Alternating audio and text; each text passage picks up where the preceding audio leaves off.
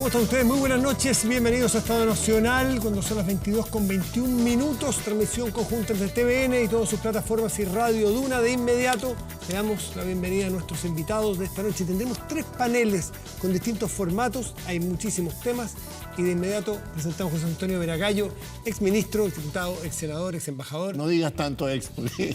Bueno, pero la trayectoria de acá, que sirva pues, ¿eh? José Antonio, Muchos gracias. años. Muchas gracias por estar aquí, José Antonio. Gracias. Muy buenas noches. Evelyn Matei, ex varias cosas, pero actual alcaldesa de Providencia, y algunos dicen que futura ya.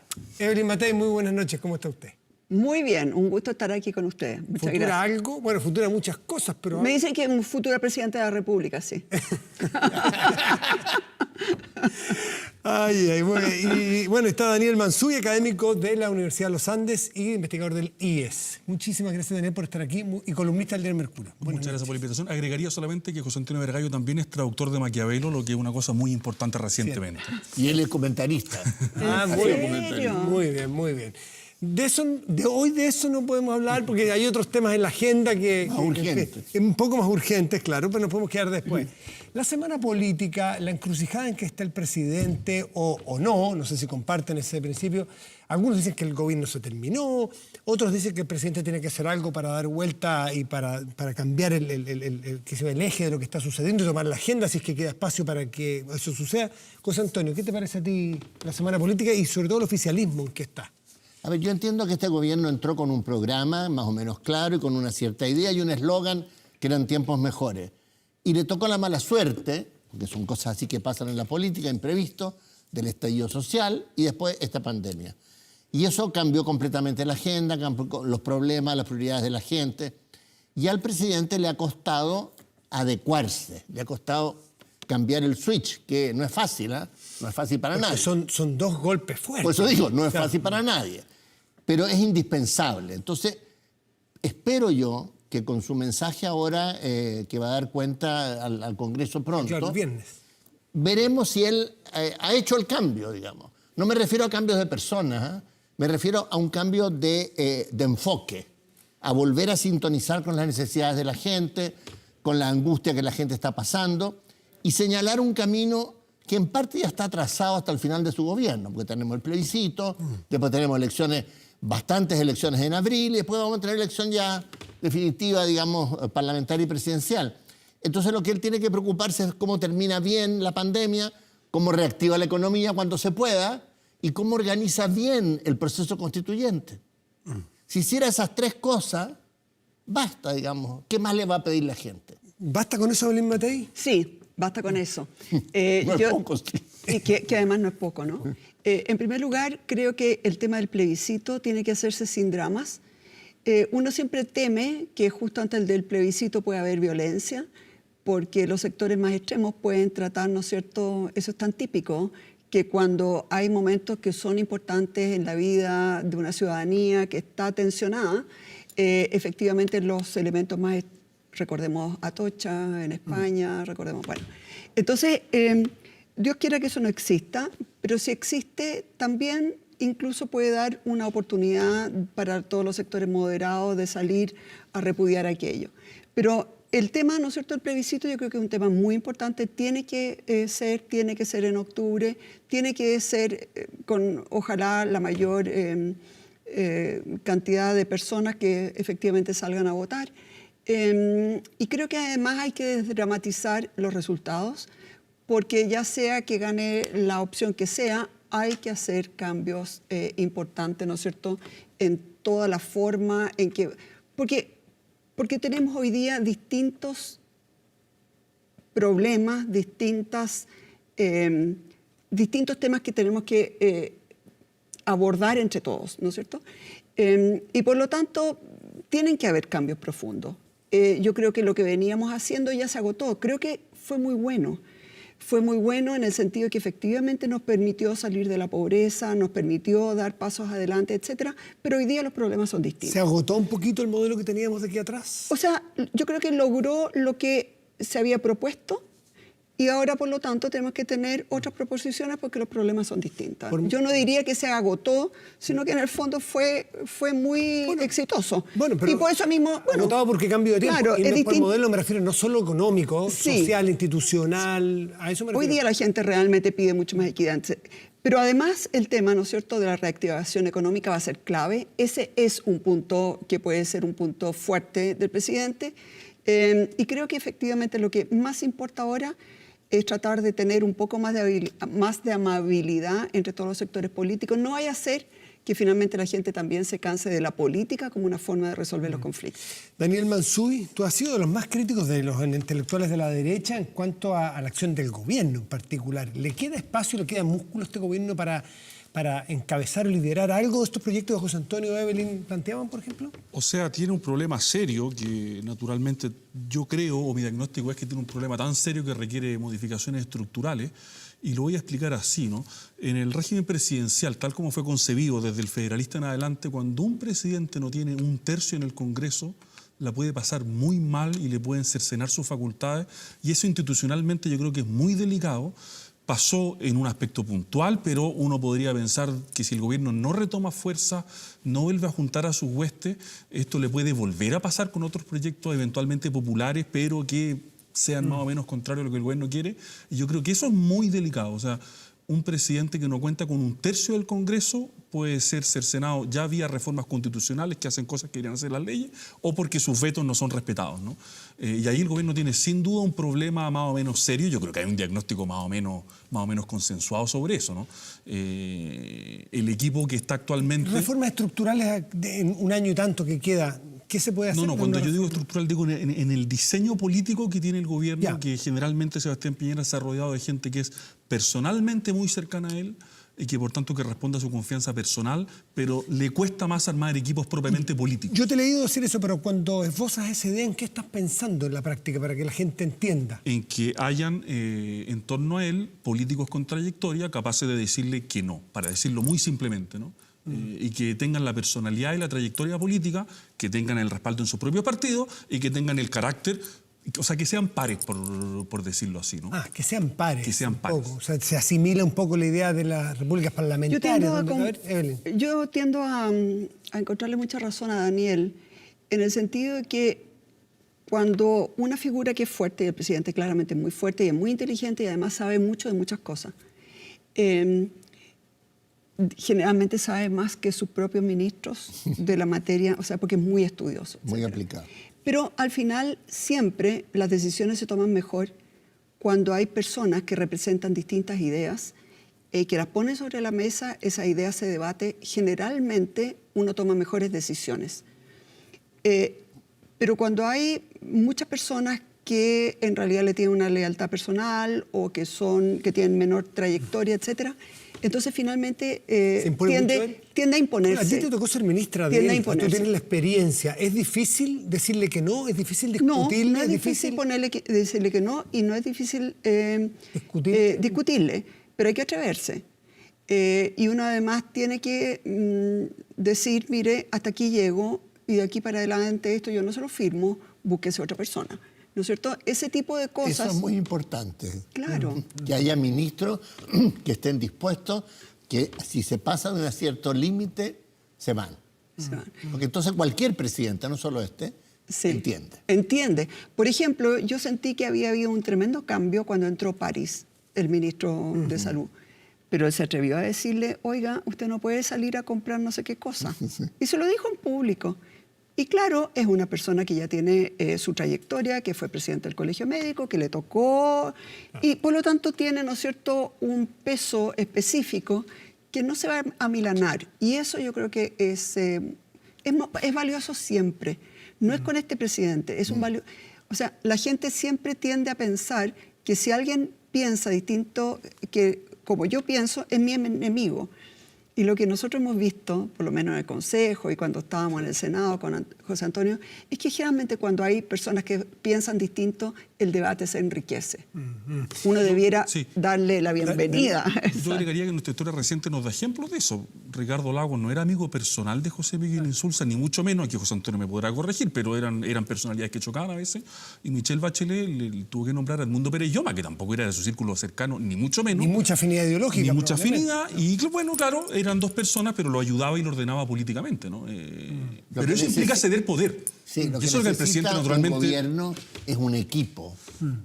Y en ese equipo puede haber muchas visiones, como dice la Evelyn. Lo que importa es que llegue un momento dado que diga, ¿sabe qué más vamos a priorizar? Primero, los gobiernos tienen que entender que les queda poco tiempo. Eso a ningún gobierno le gusta que se lo digan. A usted le quedará ya útil, ¿cuánto le queda? Si el próximo año es todo campaña electoral. Le quedan meses de utilidad. ¿Qué podemos hacer en estos meses? A, B o C, y no más. Las otras cosas son cosas que ya son, digamos, de la propia rutina del gobierno. Pero tiene que tener una agenda y tiene que tener prioridades. Y una cosa así yo diría, en eso no sé si estoy tan de acuerdo con... su objetivo no debe ser solo reagrupar los propios. No. Su objetivo es más que eso. Bueno, a ver... Lo que pasa es que es la primera condición tener a los propios. A veces para reagrupar los propios tienes que hacer un discurso un poquito más amplio. Para evitar que me contestes, evitar que me contestes que es facultad privativa del presidente de la República armar sus equipos, que es obvio, evidente y se constata, me gustaría saber si ustedes estiman que debiera haber un cambio incluso de personas en el comité político. Y algo de lo que dice José Antonio, por ejemplo, ir un poco más allá de los límites naturales de esta coalición en los meses que queda. ¿Sería factible, José Antonio? Pero a ver, yo creo que hizo él un buen cambio hace poco, ¿no? En el comité político. Sí, claro. Y entraron dos personas que son muy importantes, cada uno de ellos, en Renovación Nacional y en la UDI, y que además Alvarado tiene mucha experiencia en el Parlamento. Sí, claro. Lo que pasa es que se metieron en un zapato chino en que no debieron haberse metido nunca, pero bueno, mala suerte o lo que fuera, pero entraron a un hoyo que no tenía fondo, digamos. Sí.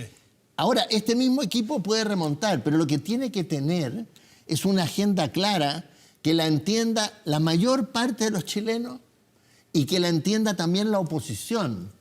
La oposición puede seguir siendo oposición, no tiene por qué, digamos, ser del área de gobierno, pero puede compartir ciertas cosas básicas para que el país progrese. El comportamiento de la oposición te vamos a preguntar luego, porque tú eres de esta mesa, ¿quién nos puede decir cómo se ha comportado? Evelyn, ¿debiera haber un cambio en la estructura del equipo político y ir un poco más allá de los límites naturales del oficialismo actual?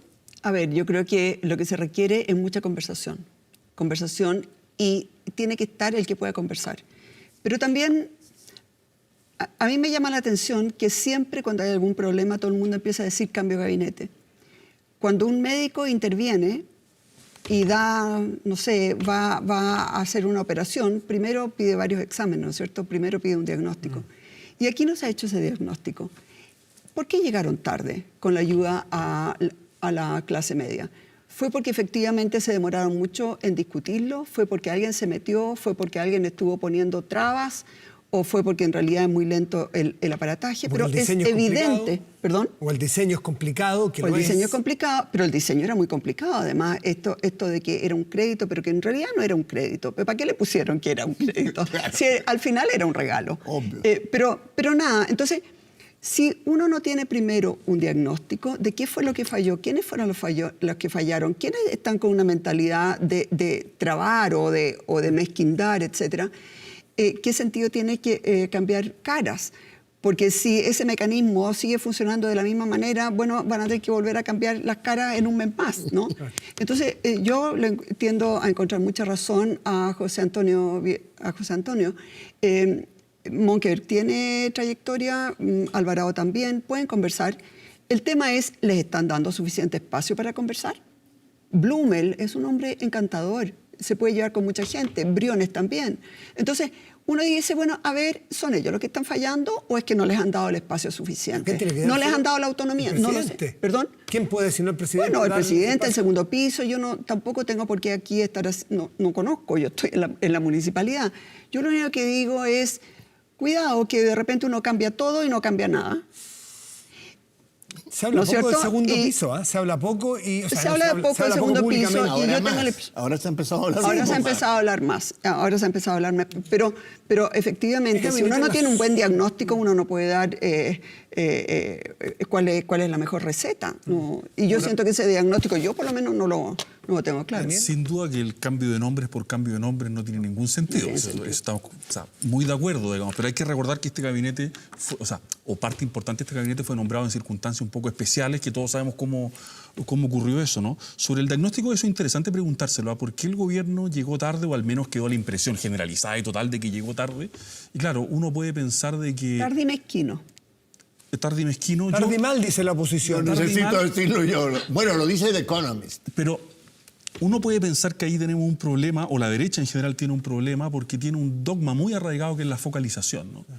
Y aquí quizás no había que focalizar, iba a salir más caro, iba a ser más difícil, muchas cosas, pero cualquier esfuerzo por focalizar cuando un porcentaje mayoritario pero aplastantemente de la población lo estaba pasando mal, iba a ser difícil focalizar, iba a ser engorroso, iba a ser letra chica. Y además lo muy iban a lento, criticar. muy lento, cuando tú Extraordinariamente tienes que lento. empezar a Iban a poner todos los ralentizar la filtros. Ahora, dicho muy eso, lento. también hay que decir que cuando se hizo una política que no fue universal, pero fue menos estricta en la focalización como las cajas, vimos mucha gente en redes sociales diciendo esta caja no me debería haber llegado, que incompetente que es el gobierno. No, o lo uno o lo otro, ¿no? Y José Antonio... Perdón, pero sí, podemos por favor. volver a lo que dijo José Antonio, perdóname Matías, favor. pero lo que decía él es que efectivamente hay que abrirse a conversar también con la oposición. Y yo eso lo encuentro clave. O sea, si se pudo llegar, yo era muy pesimista y gracias a Dios me equivoqué. Yo pensé que no se podía conversar con la actual oposición, pero fíjate que llegaron a un acuerdo con los 12.000 millones de dólares. Entonces, yo también creo que hay que empezar a conversar con ellos, porque, ¿sabes? Al final, la gente moderada, la gente sensata de todos los sectores tiene preocupación de que esto no se desborde, porque al final nadie va a poder gobernar. Entonces, yo estoy convencida que con mucha paciencia y mucha conversación, escuchando de verdad, dándole posibilidades de que los puntos que están aportando sean de verdad considerados y tomados en cuenta, yo creo que realmente eso hay que hacerlo muy, muy rápido. José Antonio, ¿qué oposición? La sensata, pues. Bueno, hay varias manifestaciones de la oposición, pero el gobierno tiene que hacer las cosas de tal manera que si alguien se va restando, sea como un sedazo de cosas razonables. O sea, porque que el que se resta, la gente entienda que es por algo irracional. Claro. Que no es porque, digamos, el cerrado es el gobierno. Entonces, yo pienso que eso, como aquí es un régimen presidencial, la manija, digámoslo así, la llave, la tiene el gobierno. Así es. Por ejemplo, ahora escuché al pasar, antes venía acá, una propuesta, parece al ministro Briones, que en principio me pareció muy buena, digamos, pero habría que ver cómo, que dice poner un impuesto al consumo para subir las pensiones. Pero supongo que no será el IVA generalizado. Porque Con los remedios y con el pan. Imagínate, no, ahí se hace el país entero. Supongo que será el consumo suntuario. Bueno, en fin, pero hay que conversar, como dice. Vamos, si la oposición ha gobernado este país por tantos años, o una parte de la oposición, entonces no son gente que sea completamente Ya, deschavetada. pero hay, tú que conoces bien la oposición y su ADN desde la formación, hay un grupo que tiene temor a transar, conversar, dialogar, parecer que está transando con el gobierno y se pliega silenciosamente, esa es la crítica que hacen, silenciosamente a los sectores más radicales. Pero a ver, dentro del Frente Amplio hay muchas sensibilidades. Y entonces tampoco se puede decir, mire, todo lo que va del Frente Amplio para allá, todo eso es son, entre comillas, digamos, gente más intransigente. ¿No es así? No es así. ¿No? Hay de todo. Hay de todos. como Entonces, y también hay, yo debo decir, también hay mucha gente intransigente en el Partido Socialista. Claro. O sea, tampoco esto y en la democracia cristiana, esto no es homogéneo. Pero yo creo de que si estamos en una tormenta tan grave para el país, la gente sufre tanto, que lo mínimo que podemos hacer es ponernos de acuerdo para sacar adelante un gobierno de 1 año y medio y después ya competiremos en las elecciones como en toda democracia. Sí, Y en eso la oposición no puede ser mezquina. No puede ser mezquina Y yo creo que pagaría además muy no caro. lo va a hacer. Y no lo va a hacer. No lo va a hacer. No es que no pueda, yo creo que además... Yo soy más escéptico, pero en fin. Tú eres más escéptico. Sí. Yo quiero meter el Es que no has estado en el Parlamento. Nosotros sí. con la Evelyn estábamos en la misma comisión en el Senado Pero y parece sacamos que- el auge. Sacamos el auge. Pero parece que ha pasado el tiempo. Yo, El papel del Parlamento me gustaría que lo tocaran. por sí, favor, es que yo intento, en esta semana. en fin, y puedo estar muy equivocado, ¿no? Pero yo también leo esta crisis como una pugna brutal entre el Congreso y el presidente de la República. Y hay un esfuerzo por cercenar facultades del presidente, a mi juicio, por avanzar hacia algo así como un régimen parlamentario o semipresidencial. Y si uno ve las declaraciones de Jaime Quintana en torno al parlamentarismo de facto, o de Adriana Muñoz respecto a los sacrilegios, o la acusación constitucional contra el presidente de la República, esto no hay que olvidarlo, no fue hace tanto tiempo, no lo que pasa es que ha pasado todo muy rápido, pero una acusación constitucional contra el presidente de la República que fue votada por parte importante de la oposición. Soy menos optimista respecto a las posibilidades de llegar a esos grandes acuerdos. Me encantaría que fuera cierto, ¿eh? No es una Me cuestión encantaría de... estar equivocado. Mira, perdona, o tenemos la voluntad de que eso ocurra o a este país le va a ir muy mal. No, si yo no tengo Entonces, ninguna duda de eso. claro, Ese entonces diagnóstico tenemos yo que no lo poner el contesto. acento en que el país tiene que ser, entre comillas, salvado. Porque la gente está...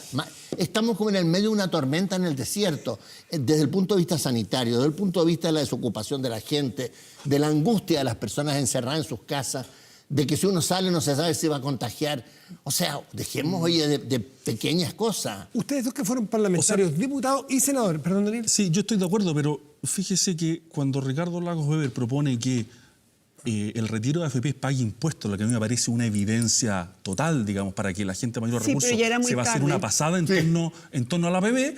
Bueno, eso fue muy discutido y no fue votado por la Pero izquierda ¿sabe? y hubo una presión. Es que fue muy tarde. Hubo amenaza. ¿Sabes lo que pasa en la política? El que no sabe medir los tiempos no sabe nada. Si tú vienes con una propuesta a tiempo, pasa. Si tú vienes con la misma propuesta, quizás 15 días atrás, ya muy tarde. Ya a esas alturas quieren eso y 3 cosas más. Entonces, el tema de los tiempos, que es algo que uno de alguna manera lo va adquiriendo, ¿no es cierto? Y va viendo señales, etcétera. Por eso que yo insisto tanto en que llegó tarde esta propuesta del presidente y llegó tarde también lo de los impuestos. A esas alturas ya las pasiones estaban desatadas. Cuando las pasiones están desatadas ya la cordura no entra. A esa altura querían sacarlo lo más rápidamente posible, no se iban a empezar a enredar en otras cosas. Pero eso no significa que no se puede conversar sobre otras cosas. Yo quiero una cosita, un análisis breve antes de irnos, José Antonio, respecto al papel que jugó el Congreso esta semana. ¿Cómo lo viste? A ver, yo creo que el Congreso se hizo eco de un clamor ciudadano. ¿Y eso está bien necesariamente o hay que analizarlo? ¿Podría el Congreso no haberse hecho eco? Y si no se hubiera hecho eco, ¿cuáles serían las consecuencias sociales? ¿El Parlamento está necesariamente para hacerse eco o para deliberar de manera Se independiente? delibera, pero se delibera en un contexto. Y si había un gobierno que llegó tarde y mal a responder a las necesidades de la gente, ¿qué hace un parlamentario? Si ese parlamentario después tiene que ir a enfrentar, bueno, a su constituency, como dicen los gringos, a su electorado. Era muy complejo. Sabiendo que La hay ver- parlamentarios que admitieron que lo habían votado en contra porque el nombramiento del intendente de tal Sí. lugar no les Eso gustó. ocurrió Porque en en política, como ustedes bien Bueno, pero saben, eso pasa en todos los países se del mezclan mundo. todas esas cosas, sin Sí. duda. Evelyn, antes de irnos, sé que no la han llamado, pero ¿estaría dispuesta a integrar el gabinete del presidente Piñera si la llaman? Quizás la llamaron hoy día porque la entrevista... Sí, la entrevista ¿Ah? fue el viernes, así que... No he hablado con el presidente. Mire, estas cosas no se discuten acá, porque esto no es blanco-negro, no es que yo esté dispuesta o no esté dispuesta. Todo el mundo que me conoce sabe que nunca he sido más plena y feliz que estando en la municipalidad. Me pasa que no es solamente la municipalidad, sino que también la conversación con otros alcaldes es muy grata, porque estamos con problemas concretos, sin tanta ideología, y por lo tanto el ambiente entre los alcaldes es muy distinto y es muy grato. Yo me puedo entender con Durán, que era el socialista, con la Carolina Leitao, con la Claudia Pizarro, con todos ellos tenemos una conversación muy grata. ¿Con Jadwe cómo Y- se lleva? ¿Cómo? ¿Con Jadwe cómo se lleva? Con él no he tenido mucha interacción, pero con otras personas sí, a lo mejor lo tengo en algún minuto. Pero por eso que les digo, esto de si sí o si no, no es tan simple, no es tan simple. Hay muchas condiciones. A mí me encantaría quedarme en la municipalidad, esa es la verdad. Pero también he tenido suficiente... Hemos andado muchos años, ¿no es cierto, José Antonio, en la Pero política? no parece. Como para... En el caso de la Evelyn. como para siempre, como para decir, mire, esto no lo tomo o sí lo tomo. Las cosas no son tan sencillas. Y además, si es que hubiese alguna conversación, sería con el presidente directamente y no a través de la prensa. Exactamente. Daniel Mansuy, Evelyn Matei, José Antonio Vergallo, muchísimas gracias por haber estado esta Gracias noche. por la invitación. aquí en Quieren Estado. decir que ha sido un agrado tan grande volver a verlos a todos ustedes y a José Antonio, que además hicimos Tantas cosas. tantas cosas juntas. Realmente, De la época de la política con corbata, como era. él siempre es un caballero. Se hace lo que se puede. Yo me hubiera sabido y me hubiera puesto la mía. Gracias, José Antonio. Pausa y volvemos en Estado Nacional. Tenemos otro bloque de conversación también intenso con los temas de la semana. Espérenos, ya volvemos.